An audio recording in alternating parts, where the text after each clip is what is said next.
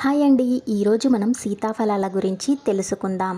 సీతాఫలం అంటే ఎవరికి ఇష్టం ఉండదు చెప్పండి. మనలో చాలామందికి సీతాఫలం అంటే ఇష్టం ఉండి ఉంటుంది. ఎందుకంటే అవి చాలా తీయగా మధురంగా ఉంటాయి కాబట్టి.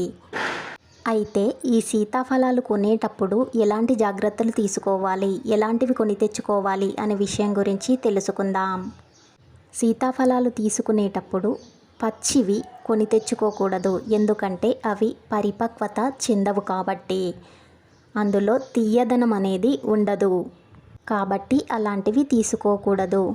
పైన కొంచెం నల్ల నల్లగా ఉన్నవి కూడా తీసుకోకూడదు. ఎందుకంటే అవి త్వరగా పండవు, పక్వానికి రావు. కాబట్టి సీతాఫలాల మధ్యలో కొంచెం